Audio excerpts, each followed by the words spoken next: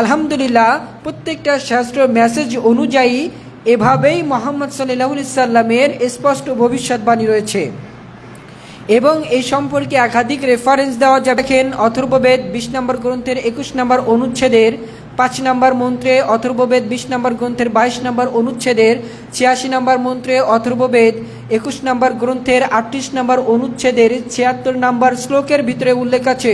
ঋগ্বেদ 10 নম্বর গ্রন্থের 12 নম্বর অনুচ্ছেদের 36 নম্বর মন্ত্রের ভিতরে, ঋগ্বেদ 10 নম্বর গ্রন্থের 21 নম্বর অনুচ্ছেদের 42 নম্বর মন্ত্রে, ঋগ্বেদ 3 নম্বর গ্রন্থের 5 নম্বর অনুচ্ছেদের 88 নম্বর মন্ত্রের ভিতরে, যজুর্বেদের 38 নম্বর অধ্যায়ের 39 নম্বর অনুচ্ছেদের 65 নম্বর মন্ত্রে, যজুর্বেদ 65 নম্বর অনুচ্ছেদের 68 থেকে 71 নম্বর মন্ত্রের ভিতরে এভাবে উল্লেখ আছে।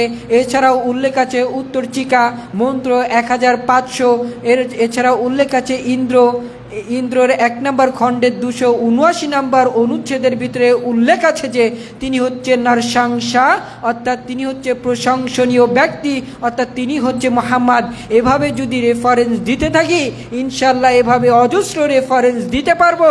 সর্বশেষ এবং চূড়ান্ত মেসেঞ্জার, সর্বশেষ এবং চূড়ান্ত নবী মুহাম্মদ সাল্লাল্লাহু আলাইহি ওয়াসাল্লাম সম্পর্কে এভাবে একাধিক মেসেজ, একাধিক রেফারেন্স শুধু হিন্দু ধর্মগ্রন্থে নাই, প্রত্যেকটা ধর্মগ্রন্থে দিয়ে এভাবে দিতে পারবো ইনশাল্লাহ।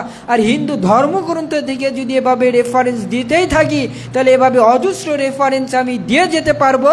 শুধুমাত্র কেবলমাত্র মুহাম্মদ সাল্লাল্লাহু আলাইহি সাল্লাম নামের এই ব্যক্তি যে সর্বশেষ ব্যক্তি, ইনি যে সর্বশেষ ঋষি, এটা প্রমাণ করতে পারবো ইনশাল্লাহ এভাবে একাধিক মেসেজ রেফারেন্স দিয়ে।